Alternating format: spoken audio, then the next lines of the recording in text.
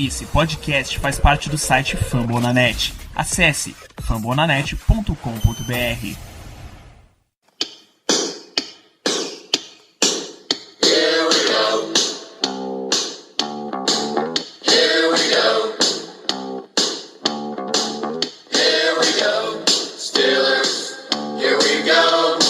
Pittsburgh's gone to the Super Bowl. Here we go. Muito bem, meus amigos, estamos começando mais um Black Yellow Brasil Podcast, episódio número 70. É sempre gostoso fazer programas com números redondos. Número 70 desse seu podcast do Pittsburgh Steelers para todo o Brasil, no fambonanet.com.br. Sou Danilo Batista, mais uma vez seu host, falando desse time maravilhoso. E como eu nunca faço esse programa sozinho, hoje eu tenho a querida presença novamente de Paulo de Tarso. Bem-vindo de volta, Paulo. Opa, fala galera, sempre muito bom estar presente aqui. Vai chegando essa época de draft, época de free agency, aí é sempre bom estar de volta para falar sobre essas coisas que me interessam. A gente aciona o Paulo basicamente como nosso scout, tá sempre observando a parada, quando a gente precisa do relatório a gente traz ele de volta.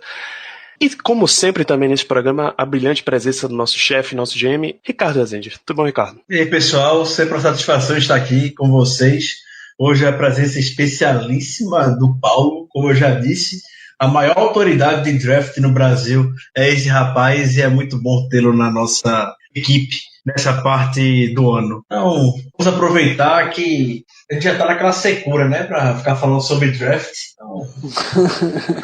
Elogio demais seu, você e Caio tão doidos, sou eu doideira. Então vamos lá, antes da gente começar esse negócio de toda essa saga de draft, a gente precisa parar um instantinho e falar de free agency, porque aparentemente os Steelers trabalham um pouquinho com free agency, só não é do jeito que a torcida espera. A gente teve uma contratação nessa última semana, o linebacker Jon Bostic, recentemente teve pelo Indianapolis Colts, pelo Chicago Bears, foi contratado essa semana para aumentar essa nossa profundidade de inside linebacker, né? Sim, aquela contratação, a cara dos Steelers, quando a torcida pensa que vai ver aquele splash move, aquela contratação um pouco mais ousada, a gente vê com o nome que ninguém contava nas listas e eu gostei. Não vejo mal. O Bostic não vai atrapalhar em nada. Não muda absolutamente nada os planos dos Steelers no draft. O inside linebacker continua sendo a necessidade. O Jon Bostic não chega como solução. Ele chega para aumentar o nível de competitividade no depth de inside linebacker da equipe.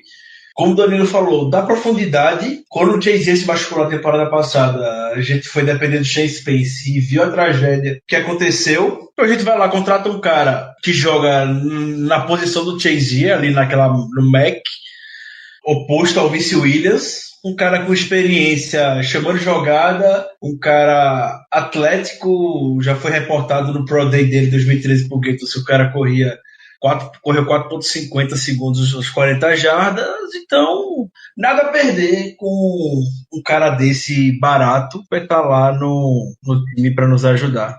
Mal nenhum, não vejo motivo para críticas. Além disso, nesse processo também de free agency, o Steelers demonstrou interesse, até trouxe para visita 2 jogadores, coincidentemente os 2 da FC East, o safety Michael Thomas, que é tanto safety quanto jogador de special teams em Miami, e o Matthew Slater, que é o demônio gunner dos special teams lá do New England Patriots. Ambos vieram e, de acordo com notícias, eles já saíram de Pittsburgh sem assinar contrato, que normalmente não é um indicativo de que vai ser contratado, né? O que eu quero falar desses 2 jogadores são bons jogadores, ambos, principalmente no special teams, mas eu não quero focar na habilidade deles no jogo físico, propriamente dito, na técnica e tudo mais. Mas a necessidade que o time está mostrando em querer ter um cara experiente e capitão do special teams. Ambos, tanto o Matthew Slater quanto o Michael Thomas, eram capitães dos seus respectivos special teams nos seus antigos times. Então, a gente vê como o Steelers está querendo trabalhar mais essa questão fora do campo nessa temporada. A gente pôs o Bostic, como eu falei, cara com experiência de chamar jogada e que pode melhorar a comunicação da equipe. O que a gente mais sofreu quando o Chazier saiu, se machucou, foi a comunicação. A defesa estava completamente perdida. Ninguém ali, basicamente, com experiência para chamar jogada dentro do box. O Hayward e o Tweet, que eram os mais experientes no momento, eles não são jogadores com a visão para poder ficar chamando jogada. Isso cabe principalmente ao linebacker. E a gente estava com o Chase Space completamente perdido e que foi o principal caminho para o fim da nossa temporada.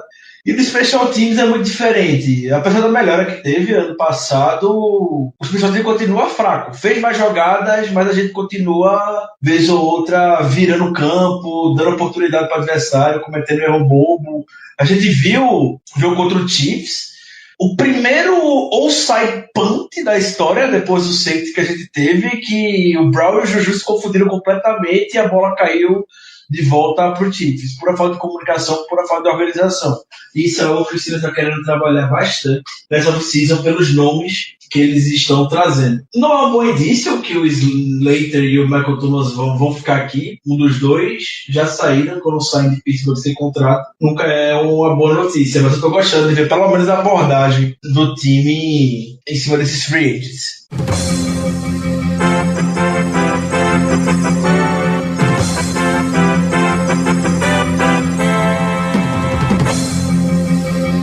Pessoal, então, como vocês devem ter acompanhado ao longo desta terça-feira, a gente amanheceu com a notícia de que o Steelers contratou o Morgan Burnett. Coincidentemente, foi pouco depois de que a gente gravou o podcast ontem. Eu, o Danilo e o Paulo gravamos até cerca de meia-noite e 15, o episódio 70. E o James Jones reportou essa notícia do Morgan Burnett por volta das 1h30 da manhã. Então, o time não favoreceu muita gente, então a gente está improvisando esse áudio aqui para comentar sobre essa boa contratação que o Steelers fez, e assim como a do Bostic, que a gente comentou no programa, tem o DNA de contratação do Steelers.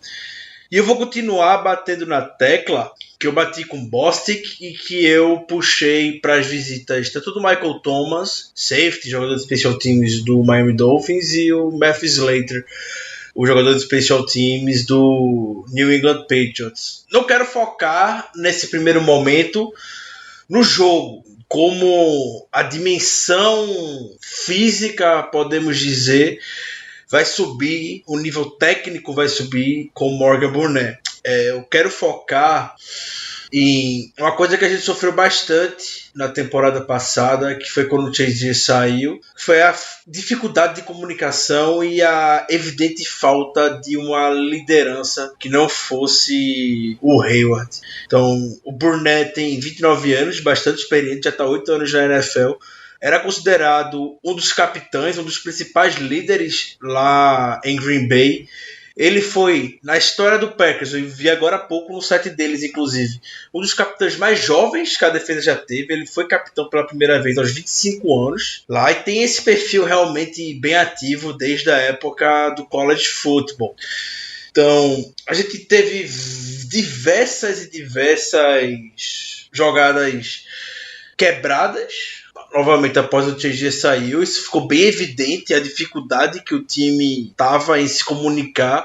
Essa foi uma das principais razões da gente ter levado 45 pontos do Jacksonville Jaguars. E o Burnett vai vir muito com esse papel. Ele já chega com essa boa responsabilidade de ficar ali de safety. É um cara bastante dinâmico, experiência em diversas posições, inclusive de inside linebacker, para facilitar a nossa vida.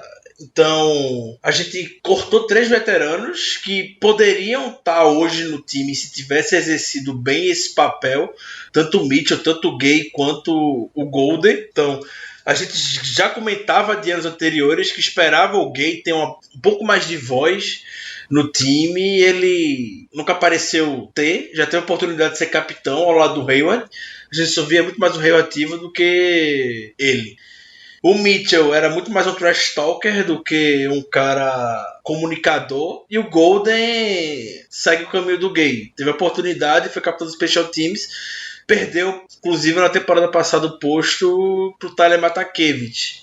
Então, é bom ver a gente ver essa dimensão que o Steelers está querendo trazer para a defesa nessa temporada, e justifica até não procurar jogadores que estavam na ponta da nossa língua, da minha, da sua, de todo mundo. Era o Trey Boston, era o Eric Reed, era o Kenny Vaccaro.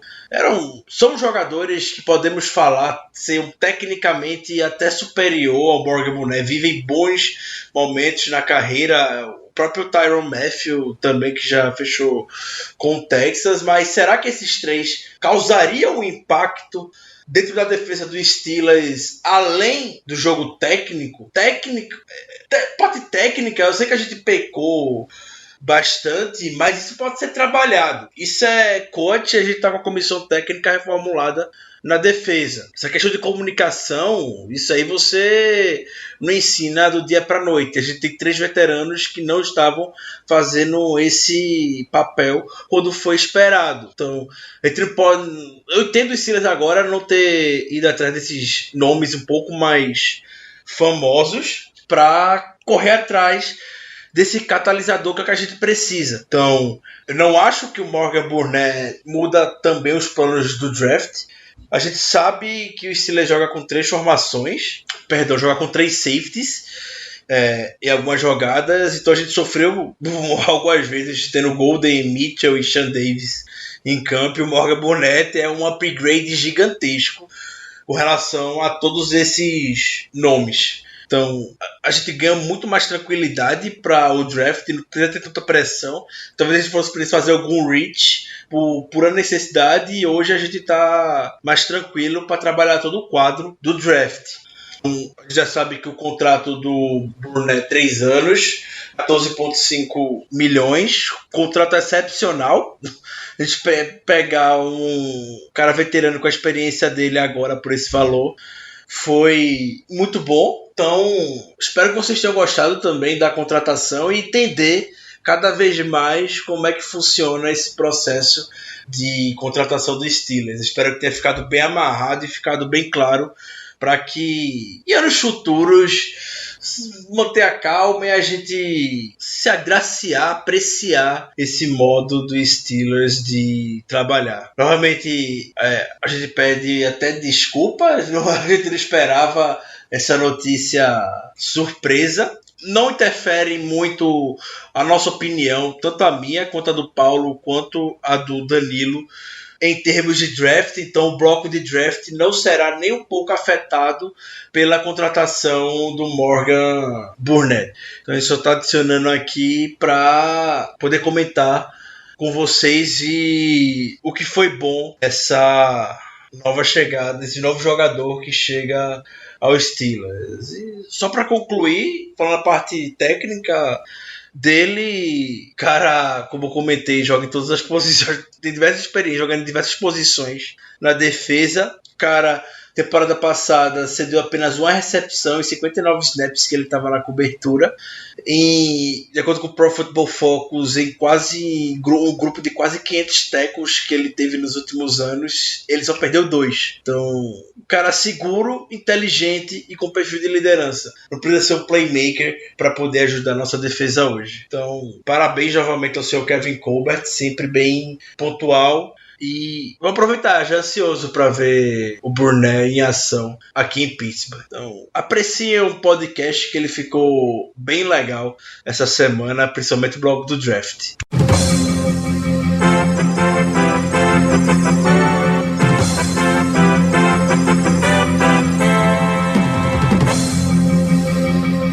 E para a gente finalizar todo esse lance de free agency, a gente teve 3 jogadores que foram cortados. A gente chegou a mencionar no último episódio A gente chegou a mencionar no último episódio, há 15 dias atrás, que tinham jogadores que podiam ser cortados devido a questões de salário mesmo, era para abrir espaço no nosso teto. E aí acabaram rodando William Gay, cornerback, jogou muito tempo aqui nos Steelers, o Mike Mitchell, safety, e Robert Golden. Até por isso, o Steelers tá bem visando o jogador de Special Teams, porque o Robert Golden era um desses jogadores de Special Teams. Os 3 foram cortados e os 3 abriram espaço na equipe. Eu queria só fazer um breve comentário, um detalhe que o corte do Robert Golden e do Mike Mitchell, sendo 2 safeties, é algo que é interessante tanto no aspecto de contratação na free agency, quanto no aspecto do que a equipe vai visar no draft. Mas também lembrando que a gente fez uma troca pelo J.J. Wilcox na temporada passada. Acabou que, por incompetência, muitas falhas nos special teams, ele ficou praticamente health scratch nos jogos do final da temporada. E agora um jogador que acaba, se fosse em outros tempos, os Steelers com certeza teria cortado, e por conta dessa escassez de safeties que a gente tem no elenco, é um jogador que não foi cortado e está cogitando até ser titular no início de temporada, enquanto a gente não entra com um safety calor ou então alguma outra contratação que tem aí por vir. Eu queria chamar a atenção específico para o Robert Golden, que não era o nome que a gente estava cogitando. Se não me falha a memória, acho que a gente nem elencou Golden há 2 semanas atrás para cogitar um corte dele. Não saiu nenhuma notícia com relação a isso, pegou muita gente de surpresa. Golden foi o 3º jogador que mais teve snaps no Special Teams 2017, foram 299. Já foi capitão da unidade, perdeu mais ou menos que o Pocho passou para o Tyler Matakevich. E agora tá aí no mercado. Provavelmente com o contrato dele. De fato, o contrato do Golden, para que o que o Steelers esperava só dele, já que ele era uma peça boa no Special Teams, não estava achando um bom custo-benefício. Até porque, como eu já disse, o Special Teams do Steelers não é nenhuma maravilha nesse mundo.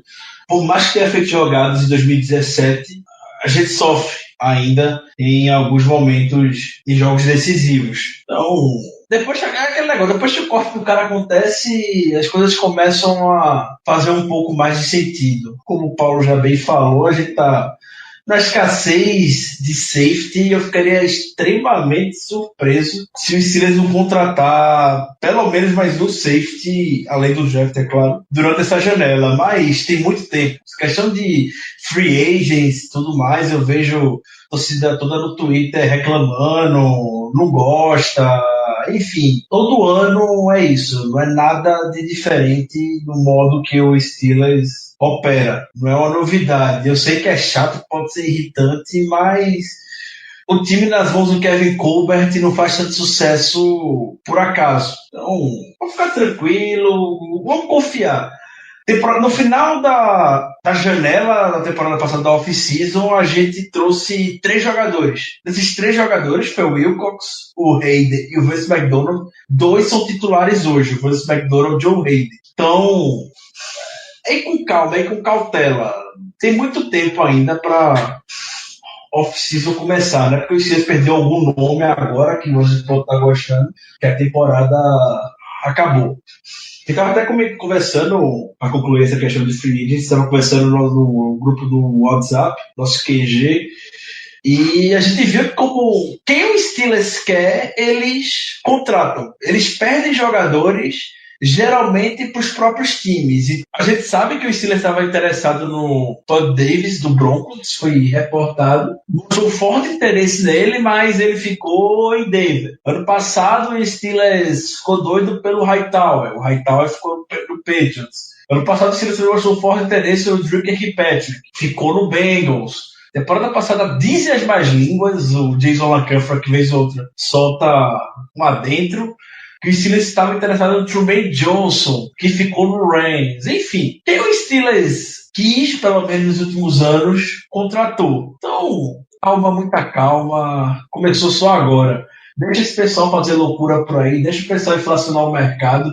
Eu vi uma marca que as contratações de NFL já ultrapassaram $1 bilhão em contratos. E isso em menos de uma semana de janela aberta. Relaxa o coração, vai dar tudo certo. Nem precisa desse desespero todo. Eu vi essa semana o pessoal cornetando que não tinha contratação de nenhum safety, que queriam Trey Boston, queriam Tyrann Mathieu, e não tinha nenhum safety ainda sido contratado até a contratação do Texugo do Mel pelos Texans, e o pessoal tava reclamando como se não conhecesse Kevin Colbert e a diretoria dos Steelers. Ricardo, pra gente realmente fechar esse lance de free agency, tu tem mais ou menos quanto a gente tem de cap aberto nesse momento? O cap do Steelers oficial que a torcida de jogadores havia divulgado era de 7,7 milhões, mas aí a NFL divulgou depois aqueles bônus por performance de jogador, e que o Martavis Bryant ganhou um bônus de $1,2 milhão. $1,2 milhão é mais do que o salário do Bryant, e isso conta contra o cap. Então a gente hoje está com 6,5 M disponível no cap. E como a estimativa é que normalmente para calouros você gasta uns 5 a 6 milhões, né? 5 a 6 milhões, a gente tá basicamente no limite dos calouros. Isso não tá incluso ainda o contrato do Bossic, que não deve ser muita coisa também. Pois é, então isso é para o nosso amigo ouvinte, ele realmente acalmar o coração, porque não vai ter free agent pesado, porque não tem dinheiro, bicho. O lance é esse. Para entrar um tem que sair outro. E os Steelers ainda devem fazer uma reestruturação. Eu ainda acho que eles vão mexer no contrato do J.J. Wilcox. O J.J. Wilcox está previsto para com 3 milhões de hit nessa temporada. Eu acredito muito mesmo que eles vão fazer algo aqui, senão não manteriam ele. Não acredito que eu queria manter um cara como o Wilcox na temporada passada por esse valor. Eles é burro a esse ponto. E ainda tem o Paulson, tem espaço para reestruturar, o Hayward também. O Big Ben não diria que vai reestruturar, porque o Big Ben reestrutura contrato todo ano.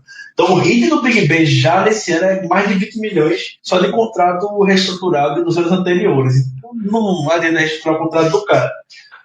Sobre a questão do Bryant, desse bônus que ele ganhou, que pode ter alguém que acha um absurdo o Bryant ganhar esse bônus de mais do que o salário dele. A gente tem que pensar que o Bryant é um dos melhores custos-benefícios da liga hoje. Você viu como está o mercado de wide receiver da NFL? Posso dar um exemplo? Pode, por favor. Dante Moncrief assinou com o Jaguars. Moncrief não é nenhum dos melhores wide receivers 2 dessa liga. É um ano 9,6 milhões. Sendo que tem incentivo de mais 2 milhões. E é 9,6 milhões garantidos, totalmente. Pois é. O tamanho do absurdo. Albert Wilson ganhando 8 milhões nos Dolphins. O Danny Amendola tem mais de 30 anos, se não me engano. Tem. 2 anos, 6 milhões, histórico de lesão e tudo mais. A gente vê cara que não tem 100 recepções na carreira, como o Paul Richards, o Ryan Grant ganhando. Vocês não viram aquele Ryan Grant dos Redskins que os Ravens mandaram embora depois daquele... Depois do arrependimento, né? Que ninguém danado o Ravens deu. Só pra ir atrás do Kravitz. Eles arrumaram algum caô ali. Com certeza. Então, cara, não dá aquela grana toda. Depois viram, né? Viram as críticas e tudo mais que ouviram, viram a besteira que fizeram. Esses valores aí, só pra vocês terem uma noção de como tá o mercado do wide receiver. O Bryant tá ganhando $2 milhões, basicamente. Isso é nada no que o Bryant pode reproduzir em campo. Então... não fiquem chateados. O Bryant fez besteira, algumas besteiras na temporada passada, mas ajuda. Dentro de campo o cara é um animal. Então, não é algo que vai fazer o Steelers desistir de contratar alguém. Ou vai falir o Steelers por conta disso. Então, fiquem tranquilos também com esse bônus que o Bryant ganhou. Exatamente. Então é isso, gente. Tudo isso aqui é para, obviamente, manter vocês informados do que está acontecendo no Steelers e para mandar aquela dose de realidade que a gente costuma dar aqui para vocês, que é calma. O princípio de trabalho dos Steelers é de continuidade, é de valorizar o que está dentro da casa, é de trabalhar e melhorar quem já é um Steeler, não necessariamente trazer as grandes ofertas do mercado. Se o time acha que tem uma oferta que ele realmente não pode deixar passar, ele vai lá e faz. Tá aí Joe Hayden, por exemplo, tá aí Vince McDonald, tá aí o próprio Darius Green, quando a gente contratou na temporada passada. Quando ele acha mesmo que aquele é o cara que vai resolver o problema, ele vai lá e traz. Nesse momento, não tem nenhum jogador desse, e se tiver, ele é um jogador muito barato. Então, não esperem as grandes contratações vindo do mercado. Então, a gente muda o foco aqui, sai da free agency e vai para o que é realmente o grande trabalho de Steelers, que é draft. A gente começa a parte de analisar quem são esses prospectos saindo do college, vindo para a NFL, o que é que o Steelers pode fazer em termos de draft, e vamos começar por onde efetivamente começa o grande baile de draft, que é o Combine. O que é que há de notícias que o Steelers viu, entrevistou.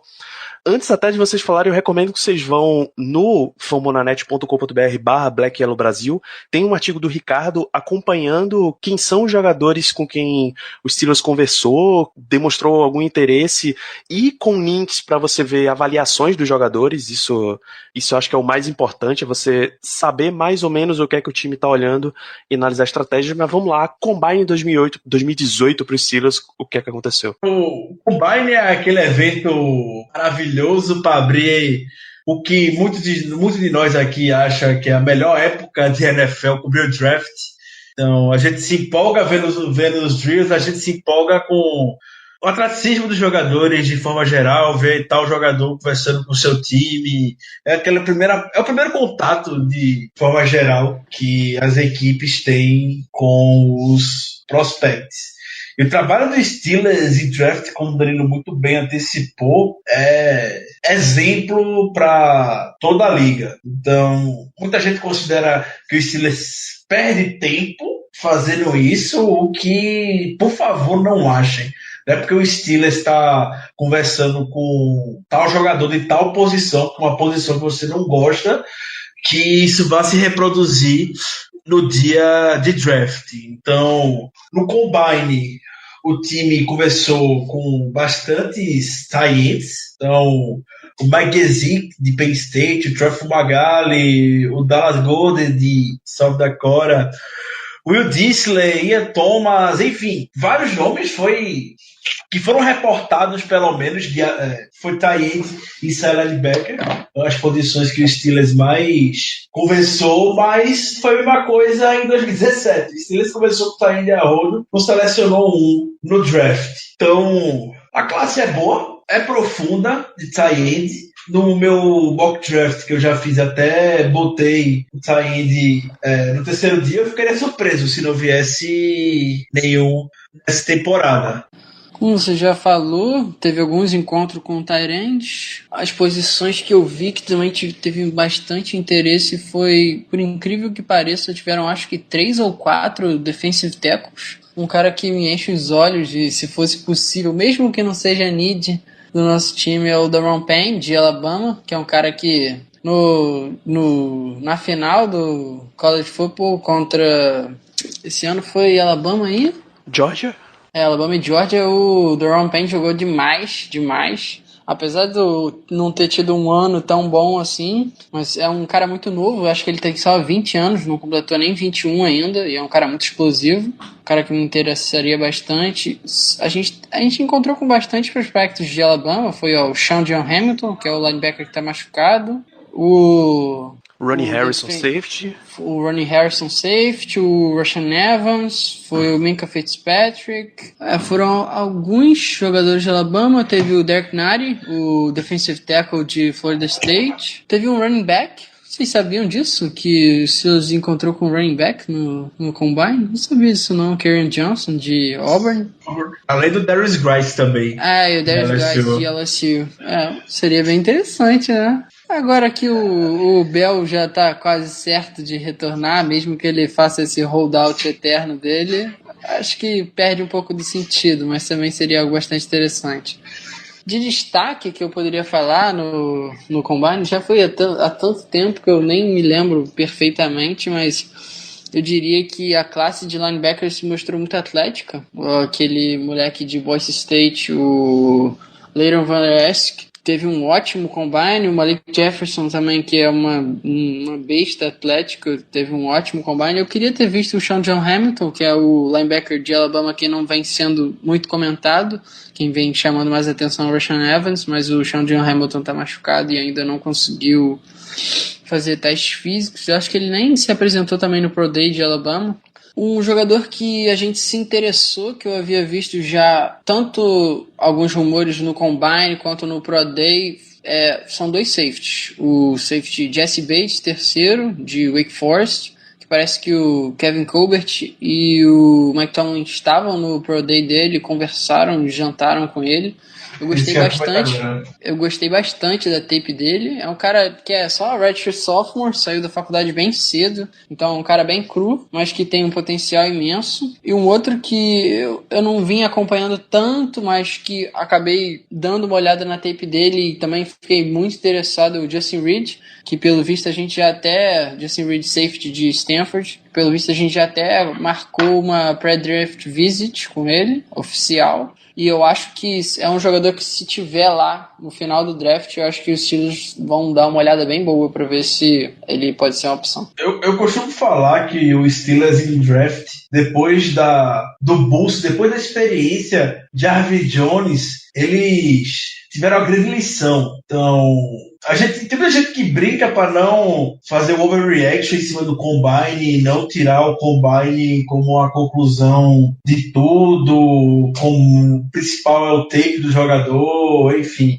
Tudo isso eu concordo totalmente, mas o Jarvis Jones foi uma escolha que ele já tinha um histórico de lesão, todo mundo sabia disso, ele tinha um problema na coluna. O combine dele foi um dos piores já vistos, e outro agravante que o Steelers, a partir daí, começou a ficar mais atento à questão da idade. O Jarvis Jones foi selecionado com 24 anos. Então, com isso em mente, a gente pode puxar os jogadores depois dessa experiência do Jarvis Jones. Foi que o Chase Hill, o Dupree, o Ari Burns e o TJ Watt. São todos jogadores razoavelmente jovens e que tiveram destaque nos seus respectivos... E o Cruz, diga-se de passagem. Cruz, exatamente. O Jarvis Jones era um cara, foi líder em sacks da NCAA, era um cara que todo mundo esperava que fosse herdar muito bem o que o Lamar Woodley e o James Harrison haviam deixado, e entra num dos maiores bosses da história do Steelers. Então, a partir daí, eles viram, não adianta a gente querer pensar em um jogador que talvez seja um pouco mais maduro, quando a gente tem esses meninos aí que são talentosos, mostram vontade de jogar, tem intangíveis que a gente sempre fala, muito evidentes. O exemplo que eu gosto sempre de comentar aqui, vocês estão cansados de ouvir, é do Ryan Shazier. Shazier é aquele linebacker que corre 40 jardas em 4.4 segundos. Isso você não ensina. Não ensina o linebacker a correr com essa velocidade. Shazier simplesmente tem. Então, o Steelers começa a observar, a ficar mais preso a isso para trabalhar seus jogadores. E é por isso que o Steelers se dedica tanto a entrevistar esse pessoal, vai em Pro Day, janta com o cara, quer saber como é a família dele, quer saber como é a estrutura, como é a base dele, o que é que ele estuda, quer saber se o cara chama a jogada, quer saber o que é que o cara sabe da parte do jogo, conhecimento um pouco mais teórico, de formações e etc. Porque não adianta todo mundo pensou na época de Jarvis Jones que ele era o prospect perfeito. Foi uma comemoração geral quando o Jarvis Jones foi escolhido no draft, e foi uma decepção gigantesca os rumos que a carreira dele ganhou. E ele tinha red flags. O pessoal já atentava para alguns defeitos que ele tinha, mas mesmo assim a gente foi preso ao histórico, ao currículo dele dentro de campo. E nem sempre é isso. A gente tem que fazer esse trabalho. Então, nunca é demais pegar um avião e conhecer pessoalmente o jogador, como eu disse, chamar ele para conversar. E isso está sendo uma tendência ainda maior nessa temporada. Porque a gente viu como o time ficou perdido na temporada passada, como eu falei na introdução do podcast. Eles vão querer alguém ali para melhorar a comunicação da unidade. De comunicação você não vê assistindo tape, você não vê esse tipo de habilidade desenvolvida no cara só vendo vídeo, vendo 72 horas de vídeo dele para chegar em uma conclusão. Você vai ver isso na conversa, você vai ver isso no... como é que o cara tá no Pro Day, você vai conversar com o companheiro do time dele, você vai ver como é que ele se portava dentro de campo em tal situação. Então, eu particularmente sou fã desse jeito que o Steelers trabalha, desde que eu comecei a me dedicar mais a acompanhar o draft do Steelers. É dessa maneira e, para mim, perfeito, não teria como ser mais perfeito.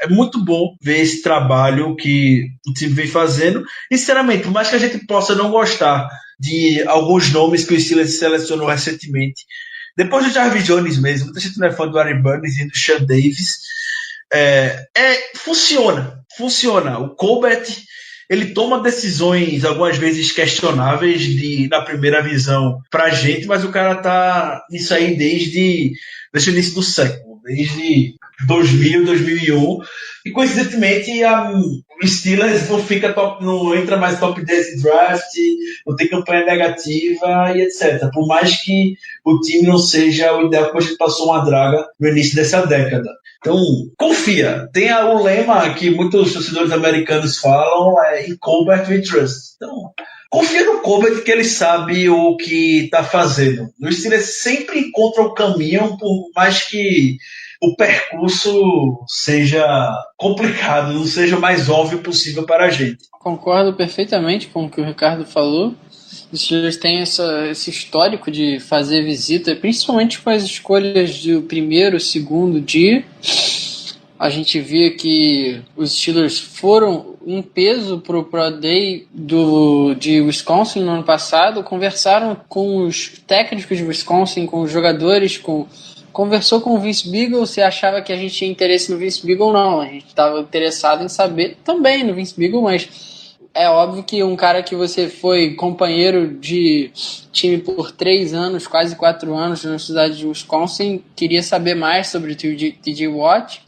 A gente foi no Pro Day de Miami, em peso também, foi coordenador defensivo, o Mike Tomlin, Colbert, no ano retrasado. É uma estratégia muito boa você conhecer o jogador pessoalmente, conversar com ele, mas também, como você bem frisou, conversar com os companheiros dele, com os técnicos dele, ver como é que ele se porta, ver se ele é aquele cara que fica horas depois do treino, se é um cara que chega mais cedo para assistir tape, se é um cara que se interessa para chamar a atenção do treinador, se é um cara que está participativo em campo, e todas essas coisas. E o que eu queria lembrar era será que esse ano a gente vai quebrar a seca de selecionar um jogador de Alabama que não seleciona, 20 anos, alguma coisa assim. Vocês sabem qual é o número direito? Eu lembro que foi o de Townsend, agora o ano, não sei se foi 98, 96. Não lembro, eu sei que foi, tenho certeza que foi o de Townsend, eu vou com 98. Outra vez que esse escolheu alguém do Alabama. Foi por falta de oportunidade, né? Porque os jogadores de Alabama não é uma faculdade nem um pouco ruim, convenhamos. Olhando em anos anteriores, o que a gente lembra icônico pra mim são 2 jogadores, é o Hightower no draft de 2012 e o famoso Ed Lacy. O Ed Lacy é mais um, pronto, são 3. Eu não ia nem falar do Ed Lacy. Eu ia falar o Ed Lacy a gente tinha interesse, a gente visitou, conversou. Ed Lacy. A torcida também. A torcida queria demais. Hoje em dia ninguém quer assumir que queria Ed Lacy. Quando a torcida quando o Steelers escolheu Le'Veon Bell, foi protesto geral. Foi uma das escolhas que eu vi mais crítica enquanto acompanhei o draft dos Steelers. Muita gente, o Ed Lacy parecia ser a escolha mais óbvia possível. O Bell, muita gente na época achava ele um pouco franzino, não achava ele o ideal para jogar. O Ed Lacy era aquele cara mais parrudão, mais pronto, podemos dizer. E o Le'Veon Bell estava machucado também. E graças a Deus a gente escolhemos certo, né? Escolhemos certo. Eu ia falar de dois jogadores que parecia ser óbvio que o Steelers iria escolher, mas que não foi, que foi justamente o Hightower, que o Steelers nunca imaginou na vida que o De Castro ia cair tanto no draft. O De Castro era aquele cara que você não pode passar. Ainda bem que não passaram o De Castro. E Ainda bem mesmo. aquela eterna questão, aquela eterna polêmica. Ryan Shazier e CJ Mosley. Todo mundo pensou que o Steelers iria escolher o CJ Mosley no draft de 2014. Quando veio o Ryan Shazier, pegou muita gente de surpresa. E também, ainda bem que a gente escolheu o Ryan Shazier. No ano passado, o Ruben Foster caindo pra caramba, que a gente tinha uma galera achando que a gente ia escolher ele no final do primeiro round e também não foi. Eu tinha quase certeza que não ia ser a escolha pelo background dele, aquela história de que foi expulso do Combine porque brigou com o médico, já tinha sido preso, e não é à toa que ele já foi preso 2 vezes esse ano e já foi pego no exame antidoping, tá ferrado já. Esse ano vem uma cria do Nick Saban, já chamaram até o Caldumba para ser defensive line coach. É pra ver se quebra a maldição mesmo. Né? Vem uma cria esse ano. Em anos anteriores eu não lembrava nem do Steelers em peso no Pro Day de Alabama como foi esse ano. Então, tava o Tony, tava o Colbert, tava o Jerry O, que é o técnico de inside linebackers, e tava o Kit Butler também. Ou seja, ano passado, como o Paulo bem frisou, tava o Tony, tava o Colbert, tava o Kit Butler e tava o Joey Porter para a escolha para ver o TJ Watt. Esse ano tá o inside linebacker coach, que é o Jerry O. Talvez ele tenha se decepcionado um pouco com o Rashaan Evans, porque ele não correu as 40 jardas, ele tá machucado, né? Tá com a lesão na virilha, já não correu no Combine. Muita gente falou que a Alabama vai preparar um segundo Pro Day para que o Rashaan Evans possa ficar um pouco mais em evidência. Outra coisa, depois da experiência de Aaron Jones, que o time leva muito em consideração também, é a velocidade. Os 40 jardas começaram a ganhar um peso muito grande nas escolhas defensivas do Steelers. A gente sabe como é o time que é o Mike Tomlin, quer porque quer montar a defesa mais rápida na NFL. Então, eu não duvido que o Mike Tomlin dito para ele, a gente quer ver você correndo. Então, se vira aí, arruma alguma coisa aí, vai visitar a gente prepara o campo lá, mas antes do draft a gente quer ver você com esse tiro de 40 jardas. Tá, então, vocês já falaram do Combine, aonde a gente foi parar nos Pro Days da vida, né? E o processo de draft dos Steelers. Tem mais algum... Uma questão que é polêmica, que veio agora na cabeça e eu soltei no Twitter também as perguntas que o pessoal queria deixar para fazer pra gente. E tem gente questionando. O Steelers, o Mike Tomlin, o Kevin Colbert, eles foram. O Red Fisher também estava. Eles foram pro Pro Day de Oklahoma State e conversaram muito mesmo, uma conversa muito longa com o Mason Rudolph, que ele já tinha conversado no. QB vem. QB vem. Tem gente ligando, pode deixar agora. E a conversa foi muito boa. O Rudolph vendeu muito bem o peixe dele, né? Tanto pro Tony quanto pro Colbert. Disse que os 2 quarterbacks que ele se espelha na NFL é o Peyton Manning e o Big Ben. O melhor jogo da carreira do Mason Rudolph foi contra Pittsburgh, no Heinz Field, por Oklahoma State. E o Colbert deu declarações que estava intrigado com esse menino. Então, ele já deu indícios no Combine que gosta do grupo de quarterbacks dessa temporada e que ele acha daquele discurso político. Ele acha qualquer posição importante. Não tem isso de escolher posição A, B ou C. Para ele vai ser sempre o melhor jogador e o que vai ajudar mais o time. E, como eu falei, a conversa com o Rudolph foi bastante agradável. O Rudolph falou que o Mike Tomlin conversou muito com ele sobre a questão de processo, como é que ele se portaria dentro da transição, podemos dizer, o que é que ele acharia. Enfim, a temporada passada, em nenhum momento, eu cogitei que o Steelers ir atrás de um QB. Eu não estava cogitando esse ano também, até quando teve o Pro Day de Oklahoma State, agora semana passada, no final da semana passada. Quero saber a opinião de vocês sobre isso, que a minha tá. Eu já tenho uma ideia um pouco formada, mas eu quero deixar um pouco mais pra frente isso. Eu acho que se você tiver a oportunidade de trazer um QB todo draft, é sempre interessante. Mesmo que não seja em uma escolha alta, você está sempre trazendo alguém para competir. Alguns anos atrás foi o Landry Jones, que por mais que não seja um QB excepcional, e a gente vê muito da nossa torcida cornetando e tal, falando muito mal, é um cara que se transformou em um razoável QB2, que não comprometeu tanto assim, ganhou alguns jogos já pra gente. É claro, com a ajuda do Anthony Brown é sempre bem mais fácil, mas ganhou alguns jogos. Trouxe agora o Josh Dobbs, que é um cara que também eu acho que não vejo potencial como high-end starter para ser QB1 em algum time da liga, mas é um cara que é muito inteligente, que mostrou isso com aquele episódio do Gruden's QB Camp, que mostrou ele entrevistando sobre como é que é ser engenheiro astrônomo, alguma porra assim que é. E eu acho que é sempre válido, né? Um QB que eu acho que o Mason Rudolph, no caso, acho que encaixa no esquema dos Steelers. É um cara que tem um bom braço, um cara que sabe se movimentar bem no pocket, tem uma boa postura dentro do pocket, ir para os checkdowns, é um cara que sabe usar as rotas verticais.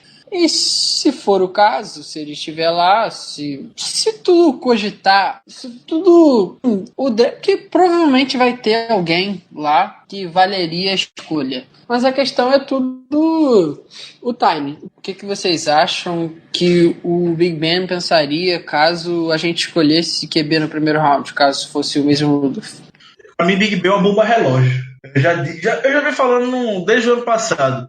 Para mim, o Big Ben está a uma compulsão de se aposentar. Por mais que ele possa falar o contrário. A gente sabe o medo que o Big Ben tem com concussão especificamente. Ele já sofreu com isso na carreira. Então, depois começa a ter mais estudos, começa a ser mais divulgado, pesquisas, etc e tal. Big Ben, de um tempo para cá, nessa década mais especificamente, botou um rumo na vida, casou, teve filho, deixou de ser porra louca, como ele era no início da carreira. Precisava, né?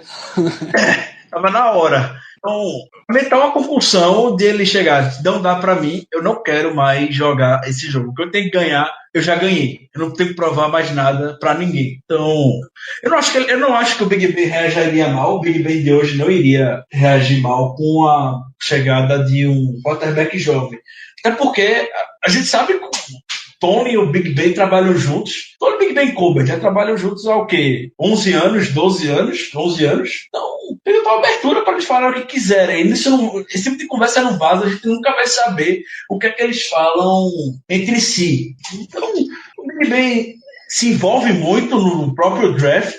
O time tem mostrado um interesse um pouco mais extenso no Mason Rudolph. O próprio Randy Fichtner está lá. Você sabe como o Randy Fichtner hoje é o melhor amigo de Big Ben no time. Então, eu suspeito. Não acho que ele reagiria mal, não. Abraçaria muito o calouro. Eu tenho a mesma opinião. Eu acho que quando você bota um calouro na mão de um jogador que já tá há tanto tempo na liga, há tanto tempo no mesmo time, ele tá muito bem estabelecido. Não à toa, a troca que a gente acabou de fazer de coordenador ofensivo, como o Ricardo disse, é saindo de um cara que claramente não tinha um relacionamento muito bom para um cara que é parceiro dele, que é o grande amigo dele ali dentro da comissão técnica. Quando você coloca na mão desse cara a responsabilidade de dizer, olha, a gente tá pegando um quarterback calouro porque é bom pra gente desenvolver. Quarterback é um ativo na liga, uma moeda na liga valiosíssima. Tá aí o Patriots e o Packers que não me deixam mentir.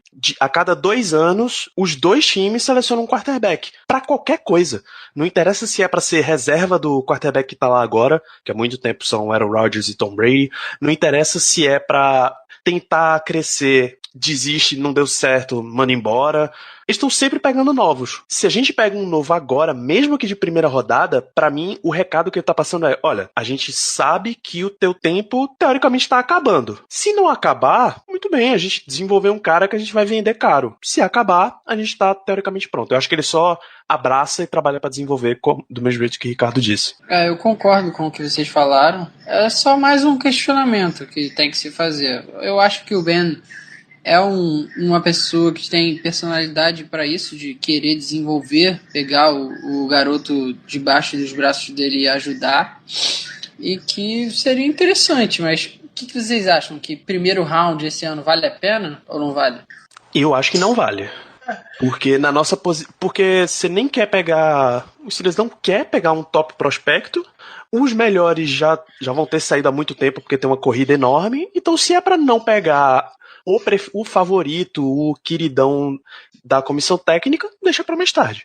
O cenário, ele se desenha para que não seja isso. Cada dia mais os times da ponta do draft estão lá em cima, estão se matando, estão se esperneando para pegar justamente um quarterback. Tem outros times por aí pela liga que estão assinando com quarterbacks também. Então o Broncos assinou com Case Keenum, o Jets assinou com o Clyde Bridgewater. Eu não acho que nenhum desses dois mudam a proposta deles visando o draft. Mas quanto mais gente brigar pro quarterback lá em cima, é sinal que vai ter gente embaixo das demais posições sobrando por aí. Então, alguns dos talentos que a gente comentou hoje, Rashad Evans, Justin Reed, o menino lá de Ball State, que eu não vou nem me arriscar a falar o nome dele, que eu não sei falar o nome dele. Aquele é difícil mesmo, Leighton Vander Esch. Leighton Vander Esch, pronto. Uma dessas crianças, o Daron Payne, vai ter gente disponível pro Steelers. Todo ano tem. A gente todo ano fala sobre draft, e todo ano a gente vai com medo se vai sobrar alguém. Que tal se o Jermaine Edmonds caísse? Seria o casamento perfeito. O cara de... Aquele moleque é um monstro, 19 anos. 19 anos é tudo que o Mike Tony quer. O Mike Tony viu novinho, o Mike Tony quer pular em cima já. É meu. O Jermaine terminar o primeiro contrato dele na NFL, vai ser a idade com que o Jarvis Jones chegou na liga, basicamente. Aí a gente já imagina como é a criança. Não acho que ele vai estar sobrando não, mas se tiver, será de muito bom grado a vinda pra cá. Ele deve sair entre a 10 e a 15, eu acho. Acho que não passa disso, não. A gente nunca sabe também como é style de draft. No dia todo mundo erra, imprevisível, é gente subindo no board para pegar um jogador que ninguém esperava, nego que ninguém nem sabia quem era, aparecendo para ser escolhido. Isso que é tão legal. É muito bom acompanhar o draft e é melhor ainda poder estar compartilhando com vocês isso. Muito bem, então. Eu vou registrar aqui perguntas da audiência enquanto eu carrego o que eles mandaram lá pelo Twitter. Eu queria que vocês deixassem um nome só cada um, que as pessoas vão assistindo tape, assistindo lances e tal, para eles irem acostumando a cabeça, assim, que existe uma possibilidade que o Steelers selecione esse jogador. Isso é obrigatoriamente de primeira rodada? Não, claro que não. Obrigado. Falar primeiro, Paulo? À vontade, pode ir, que eu acho que eu já sei quem você vai falar. O meu jogador não poderia ser diferente. O meu crush para esse draft, o Uchenna Nwosu de USC, outside linebacker, que para mim seria o próximo Lamar Woodley do time. Quanto mais tape eu vejo desse menino, mais impressionado eu fico. Então, é um cara que mantém muito bem o passo na linha de scrimmage, ele não é facilmente derrubado, então isso faz com que ele consiga muita pressão em cima do quarterback, ele tem muitos tackles for loss também. Ele terminou a temporada com 61 pressões nos quarterbacks adversários.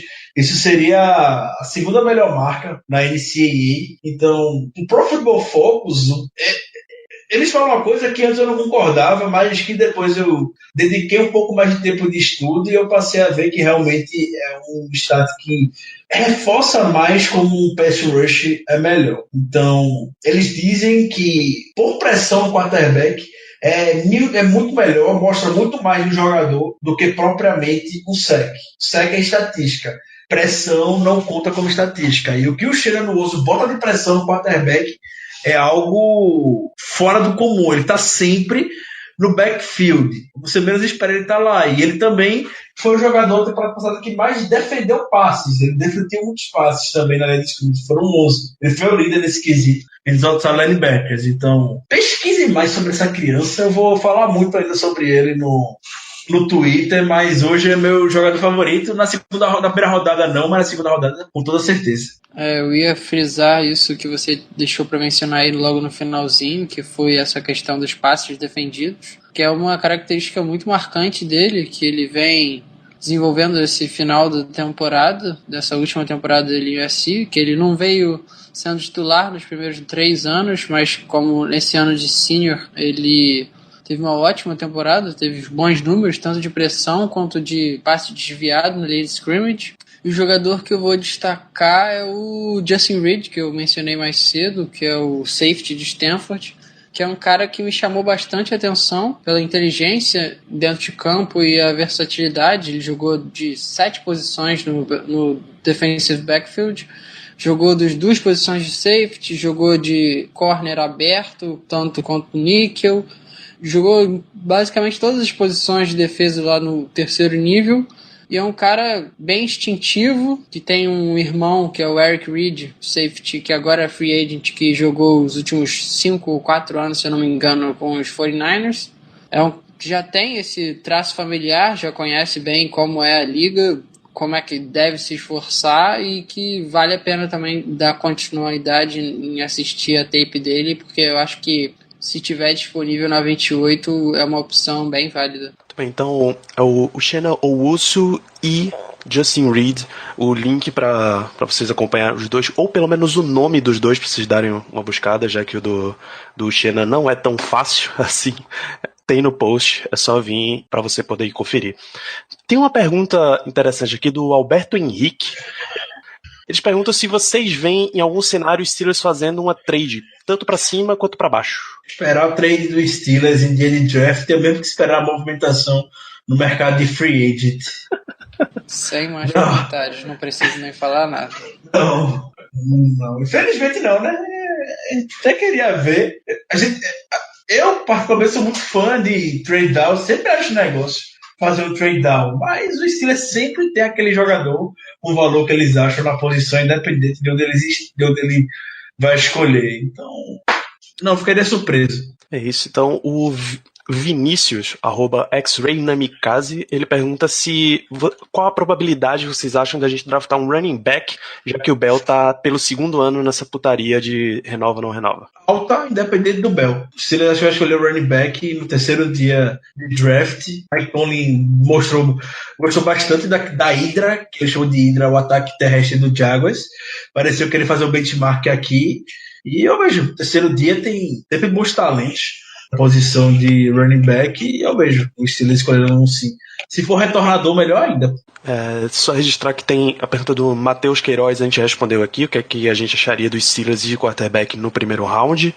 Inclusive ele cita tanto o Lamar Jackson quanto o Mason Rudolph. Algumas perguntas que foram enviadas, elas são muito focadas em nomes específicos. Aí eu acho que essas perguntas a gente pode deixar para um outro momento, a gente vai voltar a falar de draft ainda nesse processo inteiro. Então, registrar os ouvintes que mandaram perguntas pra gente, o Raulzinho de JPA, imagino onde seja JPA, mas enfim, Raulzinho, o Eduardo, o próprio Vinícius a gente mencionou, Gabriel Barbie, Fernando Fagundes, Luciano Gabriel, Guilherme Andrade, o pessoal do Brasil Fantasy Football pergunta se Joshua Dobbs é o nome do futuro. Na NASA, sim. Muito bem, tá muito bem respondido. Eu mencionei mais cedo, acho que fica pra isso mesmo. Um rapaz que está fazendo a campanha para os Steelers escolher Shaquem Griffin, o Wallace, obviamente ele pergunta sobre o Shaquem Griffin. Matheus Fernandes manda pergunta, não é o Matheus Fernandes, já participou aqui com a gente, e o Alberto Henrique. Continuem mandando suas perguntas que pode ou gerar posts para o site ou a gente comenta nos próximos podcasts. Então vamos para considerações finais, senhores. Seu Paulo, despeça-se da nossa audiência. Bem, foi só um episódio de introdução a essa temporada do draft que vem chegando por aí. Ainda vai ter muito mais episódio e muito mais conteúdo para ser compartilhado com o pessoal. Ainda nos próximos episódios vou chegar mais preparado com alguns números interessantes para vocês irem já se ambientando com o draft, que não falta nem tanto assim mais. Ricardo Rezende, suas considerações finais para nossa audiência. Como o Paulo já frisou, foi apenas o primeiro contato da gente com o draft. E muita coisa ainda para vir. Vocês já acompanham nossa cobertura dos anos anteriores e sabem como a gente é viciado em draft. Então, a gente tá tudo aqui na secura, tá todo mundo doido para gravar esse episódio logo. O Caio, nesse momento, tá se matando em casa, tá se mordendo todinho, porque não tá aqui para estar falando dos principais talentos do terceiro dia do draft e os jogadores que não serão selecionados no draft, mas em breve ele estará conosco para diversificar mais esse ambiente com as suas opiniões sempre sempre pertinentes. Bom o corneteiro. Faz falta quando alguém critica o fato de Mike Tomlin e Kevin Colbert estarem indo conversar com um jogador que até então quase ninguém conhecia de Wake Forest, em vez de estar fazendo ligações para recrutar algum inside linebacker do mercado. Muito bem, então, pessoal. Se vocês quiserem que o Steelers efetivamente drafte aquele seu jogador favorito na primeira rodada, você vai lá no iTunes e deixa as suas 5 estrelas. Você não precisa ter um dispositivo da Apple, você não precisa ter iPhone, iPad ou iPod, você pode instalar no seu computador Windows, você pode ir no site do iTunes e fazer a sua avaliação. É muito importante para a gente chegar para muito mais torcedores do Pittsburgh Steelers.